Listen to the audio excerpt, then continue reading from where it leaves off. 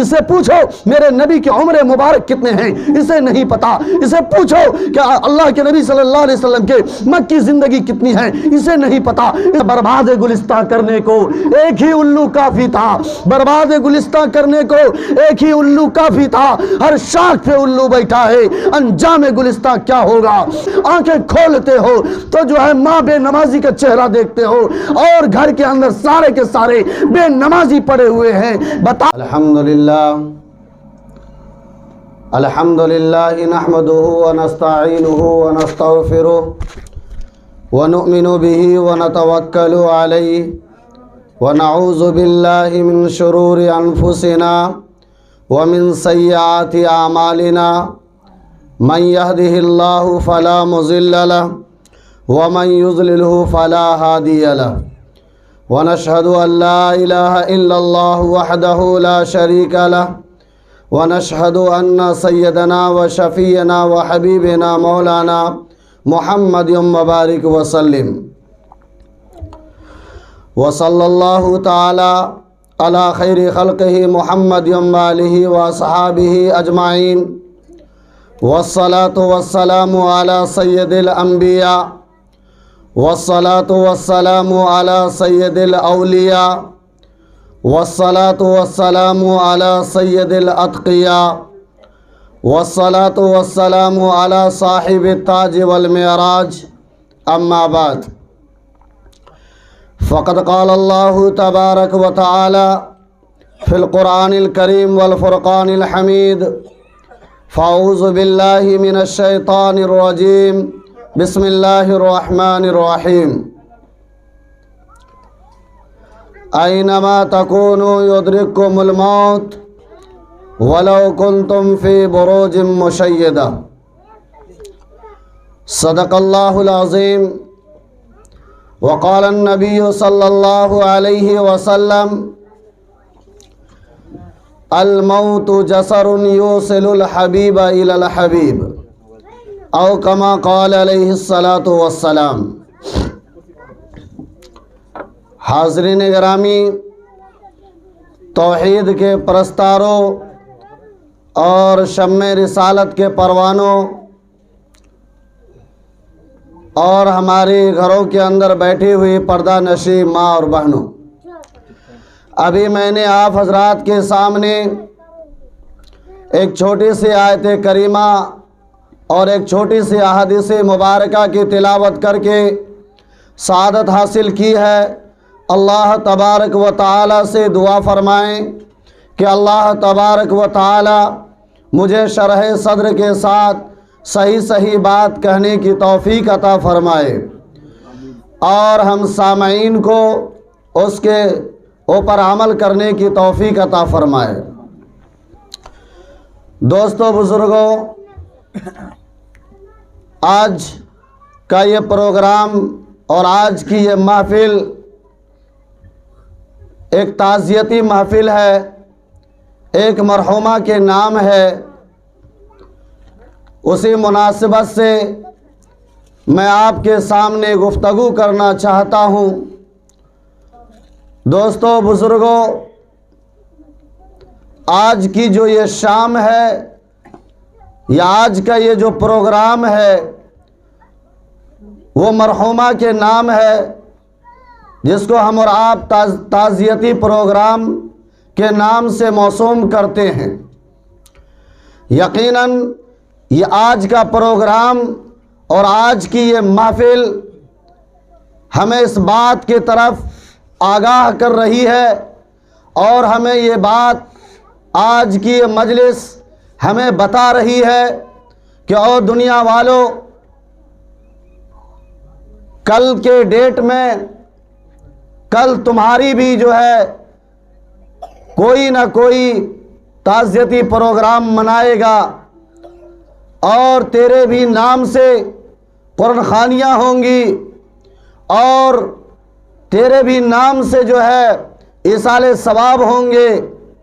یہ ایک میسیج ہے، یہ ایک پیغام ہے، خاص طور پر ان حضرات کے لیے جو یہ چاہتے ہیں کہ ہمیں موت آنی ہی نہیں ہے، اور وہ रब चाही जिंदगी को छोड़ करके मन चाही जिंदगी के ऊपर वो आमादा हो चुके हैं। जर्रा बराबर भी उन्हें अल्लाह और उसके रसूल का डर नहीं, जर्रा बराबर भी वहदहू ला शरीक लह का जो है उन्हें खौफ नहीं, और वो धड़ल्ले की ज़िंदगी गुजार रहे हैं। उन्हें ये आज के ये महफिल उन्हें ये मैसेज दे रहा है, ये पैगाम दे रहा है कि तुम्हें भी इस दुनिया के अंदर से जो है आज नहीं तो कल जाना पड़ेगा। जिस तरीके से मरहुमा गई, लेकिन याद रखें मेरे भाइयों बुजुर्गों दोस्तों, जाने का अंदाज हर एक का अलग अलग होता है, जाने का रास्ता हर एक का अलग अलग होता है। मुख्तलिफ बहाने लेकर के, कोई एक्सीडेंट के बहाने लेकर के, तो कोई जहर के बहाने लेकर के, तो कोई फांसी का बहाने लेकर के, तो कोई जो है बीमारी का बहाना लेकर के, तो मुख्तलिफ जो है किस्म के मुख्तलिफ तरीक़ों से जो है अंदाज में ये दुनिया फ़ानी को छोड़ करके जो है ये दुनिया के अंदर बसने वाले लोग जा रहे हैं। तो मेरे भाइयों बुजुर्गों दोस्तों, याद रखें मौत जो है अपने वक्त पे जो है मुतय्यन है। एक सेकंड ना आगे हो सकती है, एक सेकंड ना पीछे हो सकती है, एक दिन ना आगे हो सकता है, एक दिन ना पीछे हो सकता है। मौत अपने वक्त पे जो है आके रहती है। हजरत सुलेमान अलैहिस्सलातु वस्सलाम जो है अपने कौम को खिताब फरमा रहे थे, और जो है अचानक एक आदमी जो है घबराया सा मालूम हो रहा था। जब मजमा ख़त्म होता है तो वो शख्स भाग करके जाता है और कहता है कि ऐ नबी पैगंबर हज़रत सुलेमान अलैहिस्सलाम, मुझे डर महसूस हो रहा है, मुझे खौफ महसूस हो रहा है। हज़रत सुलेमान अलैहिस्सलाम ने फरमाया, तुम क्यों डर महसूस कर रहे हो? कहा, अभी मेरे पास एक आदमी आया हुआ था, उनकी आंखें बड़ी बड़ी थी, उनका चेहरा डरावनी शक्ल में था, और वो मुझे बार बार घूर घूर के देख रहा था। मुझे डर महसूस हुआ कहीं वो जो है कहीं वो मुझे मार न डाले। लिहाजा ऐ सुलेमान अलैहिस्सलाम, आप हवा को हुक्म फरमाएं, आप हवा को हुक्म फरमाएं कि मुझे यहाँ से जो है हिंदुस्तान मुझे छोड़ आए।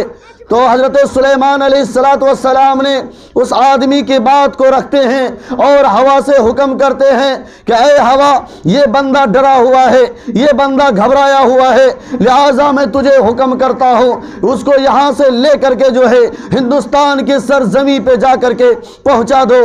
फ़ौरन वो उसके ताबेदारी करते हुए हवा जो है हिंदुस्तान की और हिंदुस्तान के अंदर जो है उस इंसान को पहुंचा देता है। जब वो इंसान हिंदुस्तान के अंदर आता है, हिंदुस्तान के सरजमी पे नमूदार होता है, फौरन वही इंसान फिर से नमूदार होता है, और जिससे वो भाग करके हिंदुस्तान आया था वो सामने आ गया और जो है उनके रूह को कब्ज कर लिया। मेरे भाइयों बुजुर्गों दोस्तों, तो जब जाकर के हजरत इज़राइल अलैहिस्सलातु वस्सलाम कहने लगे कि रब्बे जुल जलाल ने जो है इस बंदे की मौत को हिंदुस्तान की सरजमी पे लिखा था, लेकिन ये अब तक जो है सुलेमान अलैहिस्सलातु वस्सलाम के पास ये क्या कर रहा है। लिहाजा मेरे भाइयों बुजुर्गों दोस्तों, तो अल्लाह तबारक व तआला ने ये मलकुल मौत हजरत इज़राइल अलैहिस्सलातु वस्सलाम को जो है उनके पास भेज दिया तो उनको डर सा महसूस हुआ।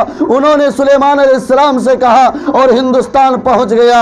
हजरत इज़राइल अलैहिस्सलाम कहने लगे, इनकी मौत तो हिंदुस्तान में लिखी हुई थी, लेकिन मैं देख रहा था कि अब तक वो वहां पे क्या कर रहा है। तो इससे बात साफ समझ में आ जानी चाहिए कि इंसान की मौत जहां पे लिखी हुई रहती है, चाहे वो हॉस्पिटल में हो, चाहे रोड के भी सड़क पे हो, चाहे घर के अंदर हो, चाहे घर के बाहर हो, जहां मुतय्यन है मौत, वहां पे आपको मौत आके रहेगी।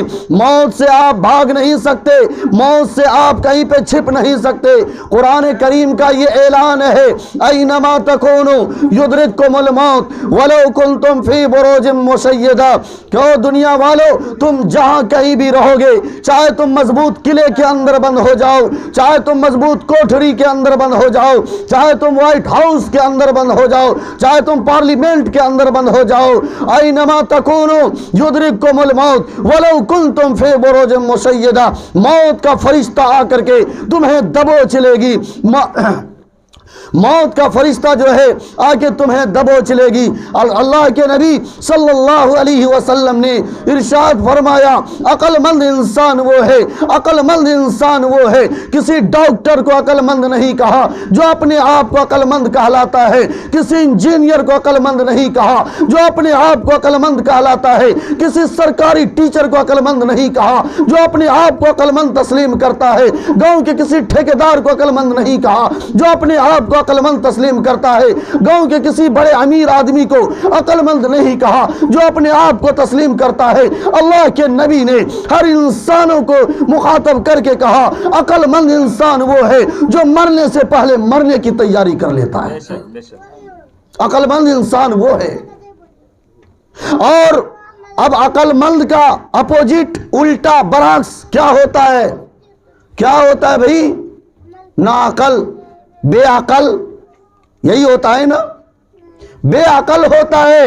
तो अल्लाह के नबी सल्लल्लाहु अलैहि वसल्लम के ये हदीस पाक की रोशनी में बड़ी जुर्रत के साथ मुझे कह लेने दीजिए कि जो मरने से पहले मरने की तैयारी नहीं कर रहे हैं वो अक्लमंद नहीं बल्कि वो बेअकल फिर रहे हैं।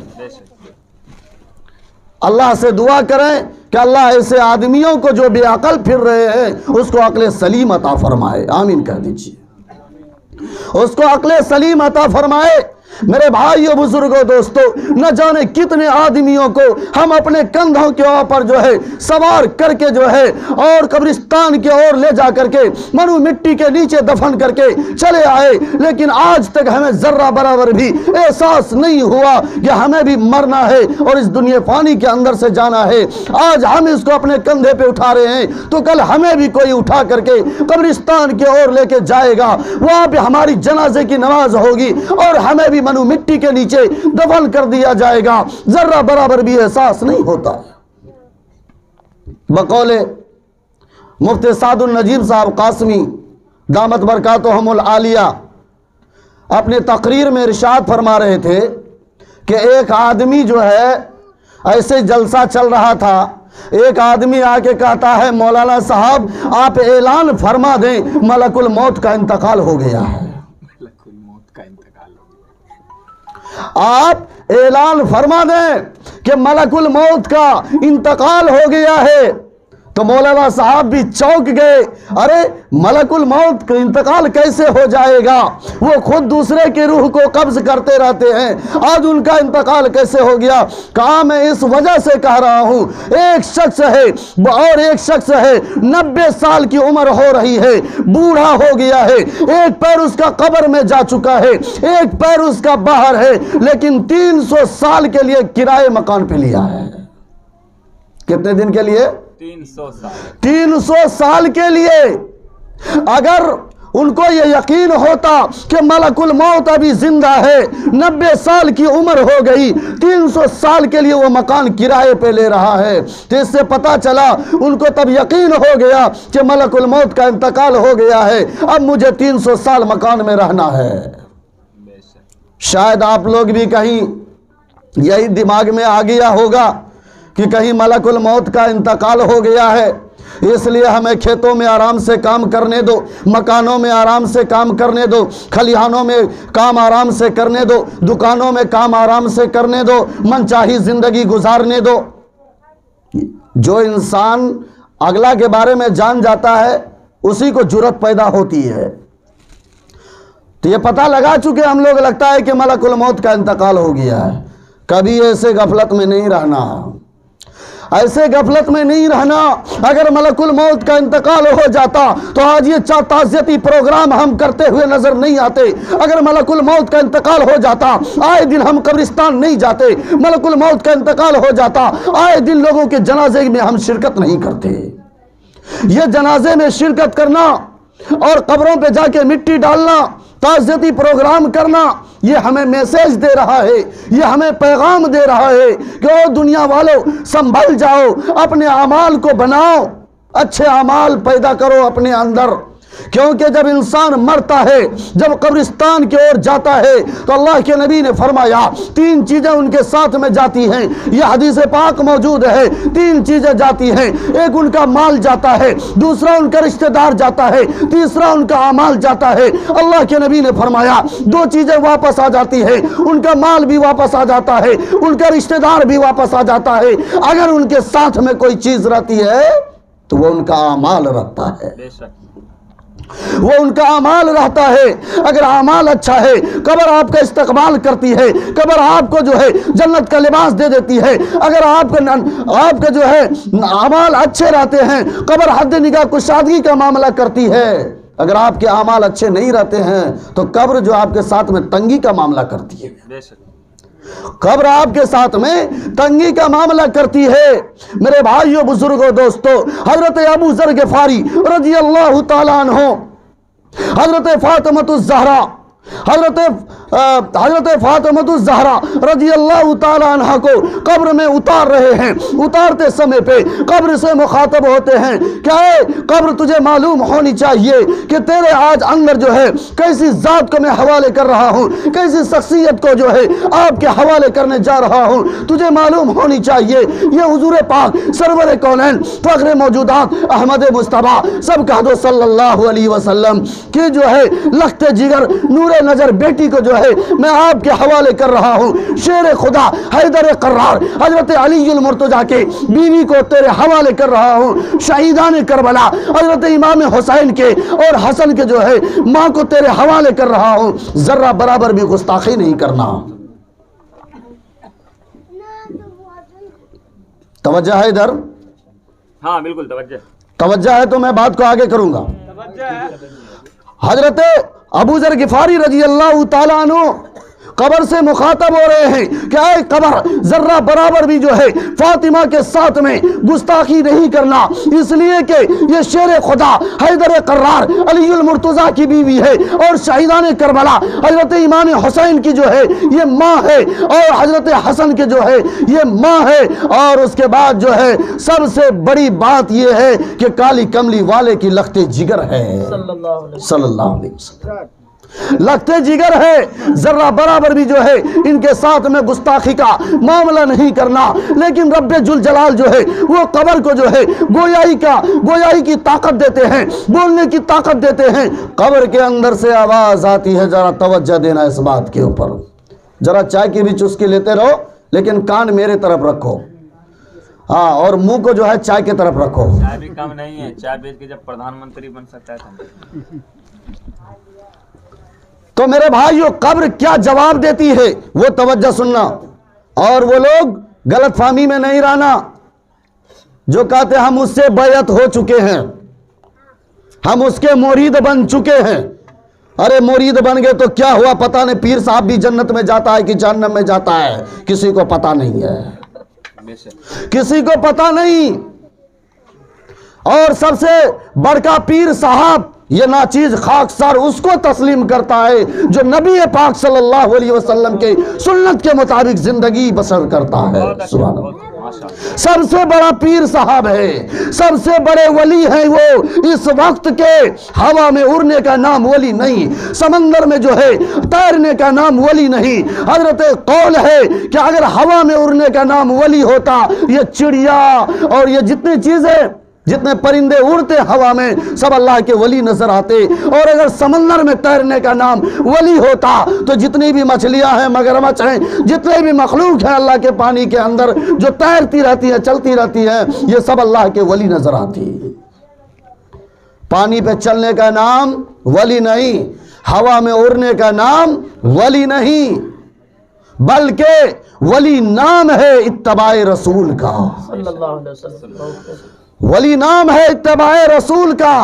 جو ولی ہوگا نماز کی پابندی ہوگی، جو ولی ہوگا نبی کا طریقہ ہوگا، جو ولی ہوگا اس کے اندر نبی کی عادتیں ہوں گی، جو ولی ہوگا نبی کے اخلاق، نبی کے کردار، نبی کے شباہت، ساری چیزیں نبی کے اس کے اندر ہوں گے۔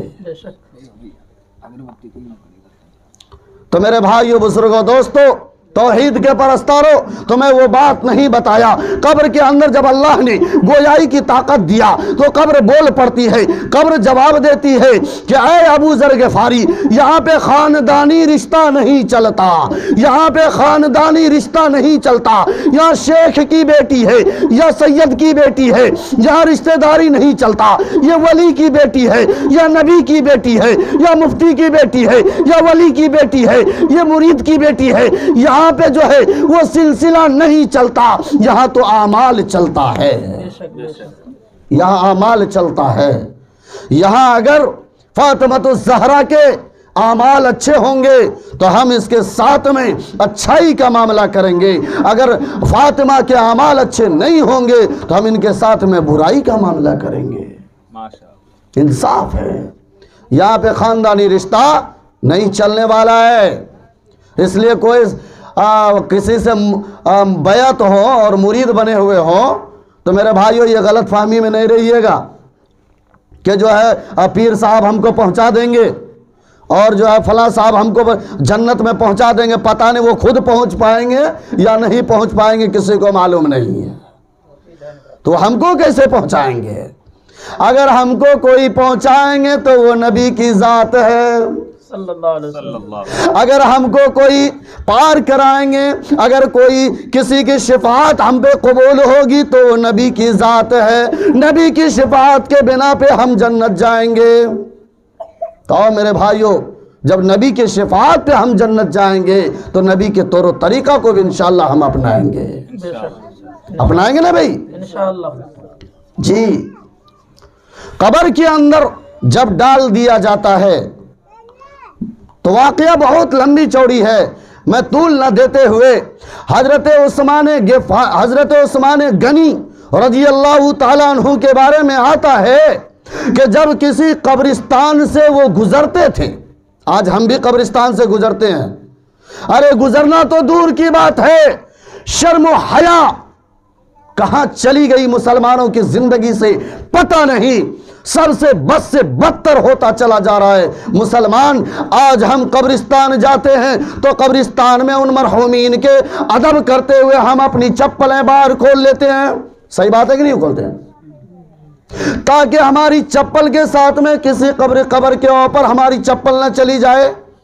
چلی جائے تو کوئی گناہ کی بات نہیں ہے, یہ بھی بتاتے رہے, کوئی گناہ کی بات نہیں ہے, لیکن ہم اس کے ادب کر رہے ہیں. لیکن مسلمانوں نے ادب کا صلہ کیا دیا؟ جنازے کی نماز ختم ہوئی, منو مٹی کے نیچے دفن کر کے چلے آئے. دیکھو گوبر مسلمانوں کے جانوروں کا ملے گا, پاخانہ مسلمانوں کے جانوروں کا ملے گا. قبرستان کے اندر زیادہ تر جو ہے گندگی کو پھیلانے والا یہی مسلمان ملے گا. اس لیے کہ غیروں کو تو ڈر لگتا ہے, مسلمانوں کو ڈر نہیں لگتا. کوئی غلط تو نہیں بول دیا میں؟ صحیح بات ہے نا؟ دیکھو جا کر کے قبرستانوں کا حال. کبھی کبھی ہم قبرستانوں میں بول دیتے ہیں, یہ گندگی کو دیکھتے ہوئے میں چپل پہن کر کے چلنا پسند کرتا ہوں, چپل پہن کے چلنا پسند کرتا ہوں, اس لیے کہ کم سے کم گندگی سے تو ہم بچ جائیں گے.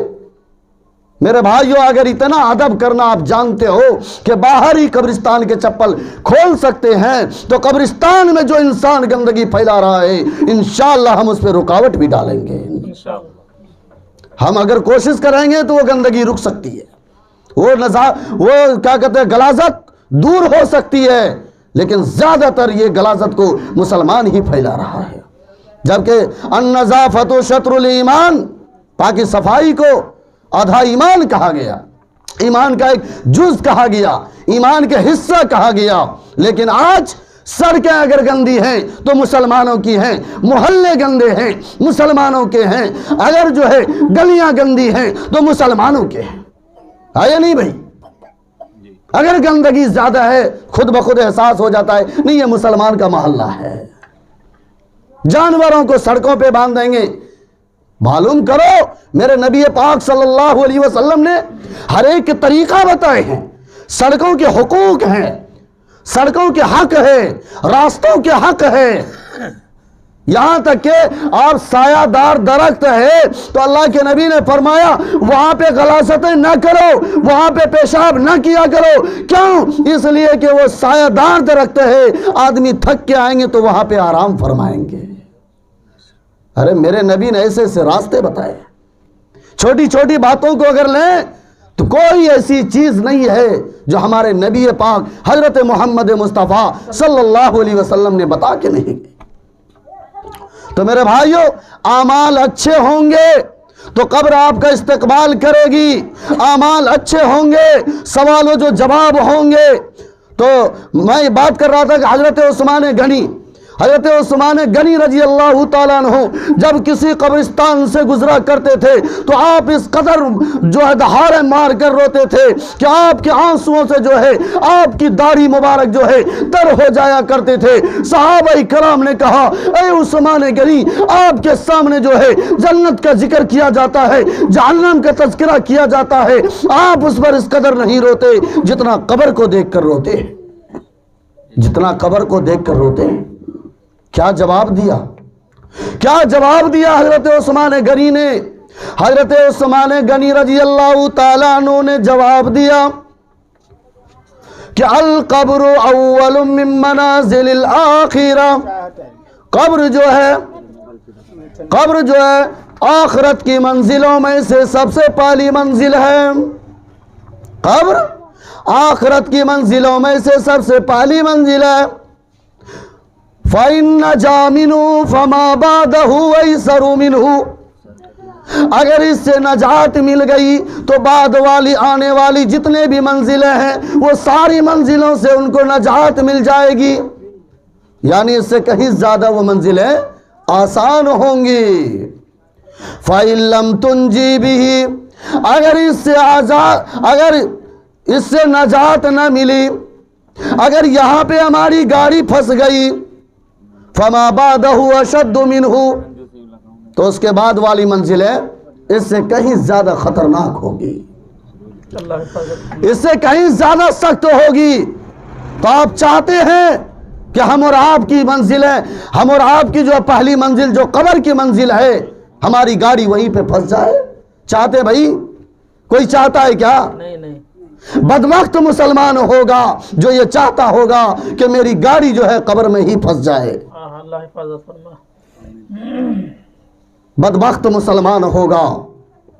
اس لیے میرے بھائیوں، اگر قبر کے اندر صحیح معنی میں آپ ایک ایمان والے ہونے کی حیثیت سے زندگی گزارتے ہیں، اللہ کے حکم، نبی پاک صلی اللہ علیہ وسلم کے طریقے کے مطابق جو ہے زندگی بسر کرتے ہیں، تو قبر میں جب آپ کو کامیابی ملتی ہے اس کا نمونہ یوں قرآن پاک نے پیش کیا سورہ ابراہیم کے اندر، یثبت اللہ الذین آمنوا بالقول الثابت فی الحیات الدنیا وفی الآخرہ. یہ پکی بات، یعنی یہ کلمہ طیبہ، اس سے مراد ہے کلمہ طیبہ، یعنی لا الہ الا اللہ محمد الرسول اللہ صلی اللہ علیہ وسلم. آج ہمارے جماعت کے اندر اسی کے اوپر تو زور دیا جاتا ہے، کلمہ کو اتار لو. جہاں تک اب پڑھنے کی بات کرو گے تو میں کہوں گا آج کل کے بوڑھے مسلمان سے اچھا جو ہمارے غیر مسلم کلمہ پڑھتے نظر آ رہے ہیں. غیر مسلم تو کیا ہو گیا؟ وہ جنت مل جائے گی کیا؟ جنت میں چلے جائیں گے؟ نہیں. پڑھنا کمال نہیں ہے، بلکہ اس کے اوپر یقین کرنا، اس کو دل کے اندر اتارنا. یعنی جو کچھ بھی ہوتا ہے ایک اللہ سے ہوتا ہے، یہ یقین اپنے اندر اتارنا. اللہ کے نبی پاک صلی اللہ علیہ وسلم نے ارشاد فرمایا کہ درخت کے اندر جو پتے ہوتے ہیں اس کے بارے میں کہا کہ پتا اس وقت تک نہیں ہل سکتا جب تک کہ اللہ کا حکم نہیں ہوتا ہے. جب تک کہ اللہ کا حکم نہیں ہوتا تو وہ شجر، وہ درخت کا پتا بھی اپنی طرف سے نہیں ہلتا. یہ یقین اپنے اندر جما لو. اور جب آپ کو کامیابی قبر میں مل جاتی ہے تو ہوتا ہے کہ جنت کا لباس پہنا دو، جنت کی کھڑکیاں کھول دو. اب وہ انسان کہتا ہے کہ نہیں، ذرا اجازت دیں تو میں اپنے گھر والوں کے پاس جاؤں. اس بات کو توجہ دینا. بہت سارے لوگ کہتے ہیں کہ وہ زہر کھا کے مرا نہ، اس لیے اس کا روح بھٹک رہا ہے. توجہ دینا اس بات کے اوپر. میں کبھی کبھی پوری بات میں ایک نقطہ دے دیتا ہوں، ساری بات کو ایک طرف، وہ نقطہ کو لے کے چلے جانا. تو کیوں؟ عقیدہ بھی بہت بڑی بات ہے. عقیدہ اگر خراب ہو گیا تو کہیں کا نہیں رہو گے، کہیں کا نہیں رہو گے. کہتا وہ زہر کھا کے مارا، اس کی روح بھٹک رہی ہے. میں کہتا ہوں اگر ایسی روح آ جائے تو 4 پہنا گھینچ کر کے مارو، 4 پہنا گھینچ کر کے مارو اس کو، روح بھٹک رہی ہے. اور کوئی اگر ایکسیڈنٹ ہو کے مر گیا، میرے بھائیو جو ایکسیڈنٹ ہو کے مرتا ہے، حسن ظن رکھیے، گمان اچھا رکھیے، وہ شہادت کی موت مری ہے. سبحان اللہ کو. وہ شہادت کی موت مری ہے. اور شہادت کی موت کس کو کہتے ہیں؟ خون زمین پہ گرنے سے پہلے پہلے اللہ اس کی مغفرت فرما دیتے ہیں. وہ شہادت کی موت مری ہے. لیکن شہادت کے موت میں بھی یاد رکھو، اگر کسی کا 2 روپیہ مار کر کے گئے، اگر کسی کا 10 روپیہ مار کر کے گئے تو اللہ شہیدوں کو تو معاف کر دے گا، لیکن یہ قرضہ اللہ معاف نہیں کرے گا، کیونکہ یہ حقوق العباد ہے، یہ بندوں کا حق ہے. اور بندہ جب تک معاف نہیں کرے گا اس وقت تک رب ذوالجلال بھی معاف نہیں کرے گا. بے شک.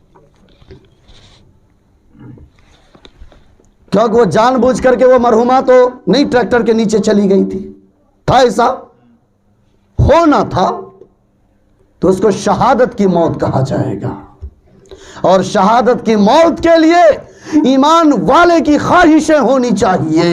اللہ کے نبی نے فرمایا کہ میں شہید کیا جاؤں، پھر میں زندہ کیا جاؤں، پھر میں شہید کیا جاؤں، پھر میں زندہ کیا جاؤں. تو مسلمانوں، آپ کے بھی دل میں یہ حوصلہ ہونی چاہیے کہ دین اسلام کے خاطر اگر میرا بوٹی بوٹی کر دیا جائے تو میں اپنی بوٹی بوٹی کروانے کے لیے تیار ہوں. شہادت کی موت قسمت والے کو ملا کرتی ہے.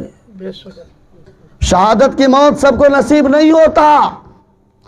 گڈھے کھتے میں دارو پیے نشیڑی گنجیڑی کی موت ہزاروں دیکھے ہوگے، لیکن شہادت کی موت، میں تو اپنے آپ کو کبھی سوچتا ہوں کہ نہ جانے جناب یونس صاحب کے اہلیہ محترمہ مرحومہ اپنی زندگی میں کون سے ایسے عمل کیا تھا کہ انہوں نے شہادت کی موت پائی.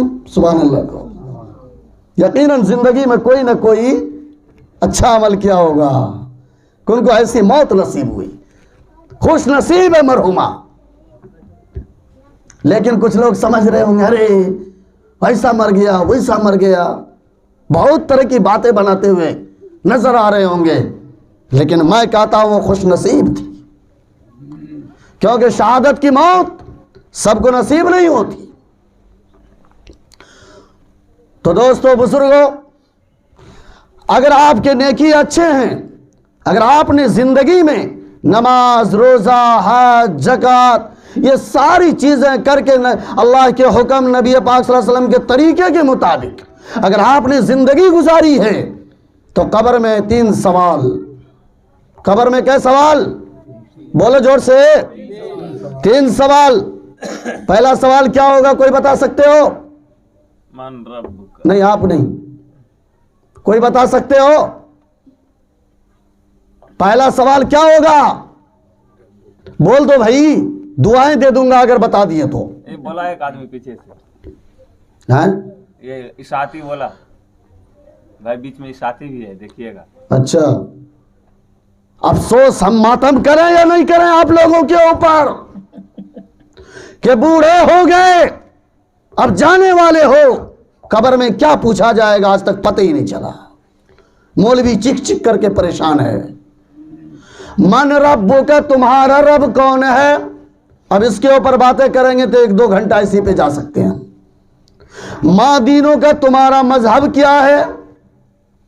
माँ कुन्तु तक़ूलु लिरजुलि हाज़र रजुलि मोहम्मद सल्लल्लाहु अलैहि वसल्लम, तुम मोहम्मद सल्लल्लाहु अलैहि वसल्लम के बारे में क्या अकीदा रखते हो, इसके बारे में क्या जानते हो, इसके बारे में क्या तुम्हें गुमान है? अमाल अच्छे हैं, नबी के अगर हमारे जिंदगी में तरीका है तो यकीनन नबी के बारे में बर्जस्ता होके बता देंगे।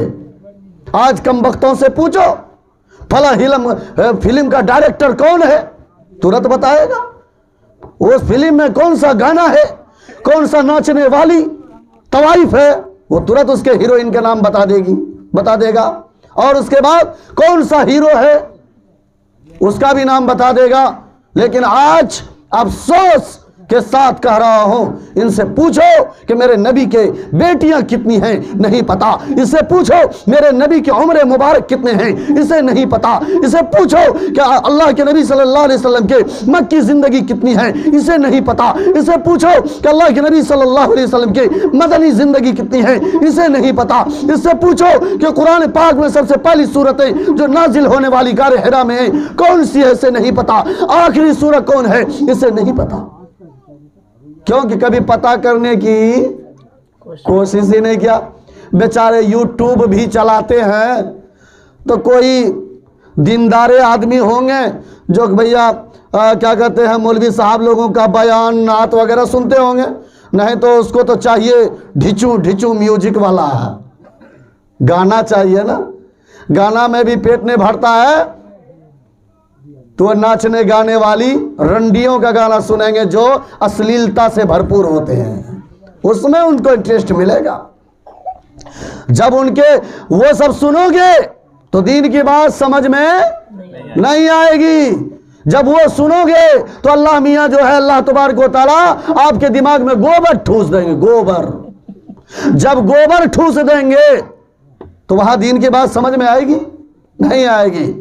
एक वक्त था कि हमारे घरों के अंदर से कुरान की तिलावत की आवाज आती थी। एक वक्त था जो है सुबह सुबह जब चला फिरा करते थे लोग तो जो है कुरान पढ़ते हुए नजर आते थे। लेकिन आज सुबह उठे तो वो मनहूस मोबाइल को क्या कोई मैसेज आया है, क्या कोई मिस कॉल आया है और कौन अपलोड हुआ है कौन नहीं हुआ है, वही सब ढूंढने में रह जाते हैं। है नहीं सही बात? सुबह उठे तो वो मनहूस का दर्शन होता है। कोई नेक लोगों का दर्शन कर लिया करो, और नेक लोगों का दर्शन उसी वक्त होगा जब आप मस्जिद में जाओगे। जब मस्जिद में जाओगे तो खुदा पाक की कसम जब पहली निगाह तुम्हारे एक नमाजी के ऊपर पड़ेगी तो पूरा दिन भर तुम्हारा सही गुजरेगा, पूरा दिन भर सही गुजरेगा। आज अफसोस के साथ कहना पड़ रहा है, संभालो अपनी जिंदगी को, आओ न मस्जिद की तरफ रुख करो, नहीं मौजू अलग बदल जाएगा। लेकिन एक बात जहन में आ रही है वो मैं बता देना मुनासिब समझता हूं। अल्लाह के नबी सल्लल्लाहु अलैहि वसल्लम के ज़माने अक़दस में एक सहाबी रसूल आते हैं। आने के बाद कहते हैं, ए अल्लाह के नबी मेरे घरों में बरकतें नहीं होती हैं, हमारे घर में सुकून नहीं है। कहा क्या मामला है? कहा मैं तो नमाज भी पढ़ता हूँ, मैं तो जो तस्बीहात की पाबंदी भी करता हूँ, मैं तो कुरान की तिलावत भी करता हूँ, लेकिन इसके बावजूद जो है हमारे घर में खैर बरकत नहीं है, हमारे घर में सुकून नहीं है, हमारे घर में राहत नहीं है। अल्लाह के नबी ने फरमाया, तवज्जो देना इस बात को, यही बात लेकर के चले जाना, सुधर जाओगे तुम। अल्लाह के नबी ने फरमाया कि जाओ अपने गेट का पर्दा सही कर लो, अपने गेट का पर्दा सही कर लो। वो सहाबी रसूल परेशान हो गए। वो सहाबी रसूल कहने लगे, ए काली कमली वाले, ये खैर बरकत और ये पर्दा से क्या ताल्लुक, ये दोनों में वास्ता क्या है? मुझे बात समझ में नहीं आई। तब जाके काली कमली वाले ने इरशाद फरमाया कि सड़कों के ऊपर अगर कोई बेनमाजी चलता है, वो बेनमाजी की निगाह तुम्हारे घर के ऊपर पड़ जाती है, इस वजह से तुम्हारे घर के अंदर खैर बरकत नहीं होती है। किसी बेनमाजी की निगाह तुम्हारे घर में पड़ जाती है, इस वजह से तुम्हारे घर में खैर व बरकत नहीं होती है। इसलिए घर के गेट का पर्दा सही कर लो। कोई जो है कोई बेनमाजी की निगाह तुम्हारे घर के ऊपर नहीं पड़ेगी और तुम्हारे घर के अंदर खैर व बरकत शुरू हो जाएगा। इस मुनासिबत से मुझे एक शेर कह लेने दीजिए कि बर्बाद गुलिस्तां करने को एक ही उल्लू काफी था। बर्बाद गुलिस्तां करने को एक ही उल्लू काफी था। हर शाख पे उल्लू बैठा है, अंजाम गुलिस्तां क्या होगा। आप घर के अंदर आंखें खोलते हो तो बीवी बेनमाजी का चेहरा देखते हो, आंखें खोलते हो बाप बेनमाजी का चेहरा देखते हो, आंखें खोलते हो तो जो है माँ बेनमाजी का चेहरा देखते हो, और घर के अंदर सारे के सारे बेनमाजी पड़े हुए हैं। बता तो सही, अरे बाहर की शिकायतें नहीं करना, गेट के पर्दा को छोड़ दो। अभी जो है बाहर बेनमाजियों की मैं बातें नहीं करता, मैं तुम्हारे घर की बात कर रहा हूं कि पहली निगाह खुलती है तो किसके ऊपर दर्शन पड़ती है, किसके ऊपर निगाह जाती है? बेनमाजी के ऊपर, बेनमाजी के ऊपर। कहते हैं एक बेनमाजी की वजह से 40 घर तक उसकी नहुसतें जाती है। कितने घर तक? 40 घर तक उनकी नहुसतें जाती हैं। आज हर घर में बेनमाजी है। बताओ गांव का क्या हाल होगा। राजनीतिक नहीं बढ़ेगी तो क्या बढ़ेगी? दीनदारी है। चापलूसी नहीं बढ़ेगी तो क्या बढ़ेगी? दीनदारी। नेतागिरी नहीं बढ़ेगी तो क्या बढ़ेगी? दीनदारी। चुगलखोरी नहीं बढ़ेगी तो क्या बढ़ेगी? दीनदारी। दीनदारी के अलावा सब कुछ बढ़ेगी आपके गांव में, सब कुछ बढ़ेगी। इसलिए अगर दीनदारी बढ़ाना चाहते हो तो इन सारी चीजों का खात्मा करना पड़ेगा, अपने आप को जिंदगी बदलना पड़ेगा। लेकिन मेरे भाइयों बुजुर्गों दोस्तों, एक दो बातें अर्ज करके मैं अपनी बात को खत्म करने जा रहा हूं। कब्र में जब कामयाबी नहीं मिलती है, कामयाबी नहीं मिलती है तो ऐसा नहीं है कि हमारा मुर्दा वहां पड़े रहता है। असल में रूह से ताल्लुक है, रूह से ताल्लुक है। कैसे वो लोग कहते हैं कि उसके रूह भटक रही है, उसके रूह भटक रही है, बदन पे आ गया, हाँ तुम मेरा बेटा नहीं हो, ये मेरा दुल्हा नहीं है, ये मेरा फला नहीं है। अब लो जो उनके रिश्तेदार है करना पिटना चालू। वहां पे क्या हुआ? हे फुफा हेलो तो माँ बाप हेलो ले यार। ये माशरे में हो रहा है, ये तुम्हारे अकीदे के ऊपर ये डाका डाला जा रहा है, लेकिन तुम संभलने की कोशिश नहीं कर रहे हो। तुम्हें जो है खात्मा बिल खैर नहीं, खात्मा बिल कुफ्र पे लाने की ये कोशिश कर रहा है, लेकिन तुम संभलने की कोशिश नहीं कर रहे हो। ये दुनिया वाले तो यही जानेगा ये मुसलमान था मर गया, जनाजे की नमाज पढ़ो, कुरान खानी करवा लो, लेकिन याद रखो अगर खात्मा बिल कुफ्र होगा पूरी दुनिया के लोग तुम्हारे नाम से कुरान खानी करेगा, फिर भी तुम डायरेक्ट जहन्नम में जाओगे, डायरेक्ट जहन्नम में जाओगे। कितने भी कुरान खानी करवा लो, कुछ नहीं होने वाला है कुरान खानी करवाने से। क्यों? खात्मा अगर बिल कुफ्र हुआ। अकीदा भी दुरुस्त करो, कोई नहीं आता, कोई नहीं आता। मरने के बाद अगर अमाल अच्छे नहीं हैं तो वहां जो है अजाब में गिरफ्तार हो जाते हैं। सवाल होता है मन रब्बो का, तुम्हारा रब कौन? तो अगर जवाब नहीं मिलता कहता हा लादरी, मुझे मालूम नहीं। कहता है उसके बाद माँ दीनों का, तुम्हारा मजहब क्या? कहता हा लादरी, हाय अफसोस मुझे कुछ मालूम नहीं। तीसरा सवाल होता है नबी पाक सल्लल्लाहु अलैहि वसल्लम के बारे में, उसमें भी वही कहता है हा लादरी, मुझे कुछ मालूम नहीं।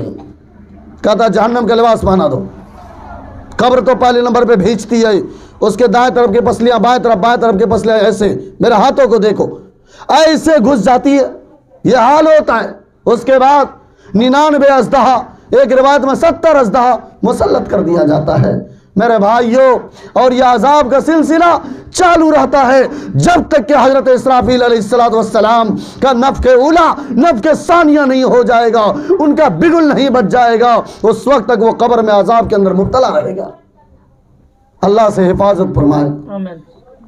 मेरे भाइयों, अपने अमाल को संवारो, انشاءاللہ ہم لوگ سنواریں گے. انشاءاللہ مرحومہ کے نام سے قرآن خوانیاں ہوئی ہیں. میں ان کے اولاد کو کہوں گا کہ ایک درخواست ہے عزیزانہ کہ ان کے نام سے جو بھی آبن پڑتا ہے آپ کے طرف سے ان کے نام سے تسبیحات کی پابندی ہونی چاہیے، اور ان کے طرف سے جو ہے آپ جو ہے قرآن ہدیتاً آپ مدرسوں میں دیں، یا جو بچے پڑھ رہے ہیں ان کے نام سے دیں، ان کے نام سے مسجدوں کے اندر حصہ لیں، ان کے نام سے جو مدرسوں کے اندر حصہ لیں. اس طریقے سے ان کے نام سے ایصال ثواب کرتے رہا کریں، اس لیے کہ بسا اوقات جو ہے ایک انسان جہنم کا حقدار ہو جاتا ہے، لیکن اس کے بعد جو ہے ان کے ورثہ ان کے نام سے اس قدر جو ہے ایصال ثواب کرتے ہیں، ایصال ثواب کرتے ہیں کہ نیکیوں کا پلڑا بھاری ہو جاتا ہے، اور وہ گناہ کا پلڑا جو ہوتا ہے وہ اٹھ جاتا ہے، جھک جاتا ہے یہ، اور اس کی مغفرت ہو جاتی ہے. اس لیے زیادہ سے زیادہ کریں. اللہ تبارک و تعالیٰ سے دعا فرمائیں کہ اللہ تبارک و تعالیٰ ہم اور آپ کو کانے سننے سے زیادہ عمل کرنے کی توفیق عطا فرمائے. وما توفیق الا باللہ.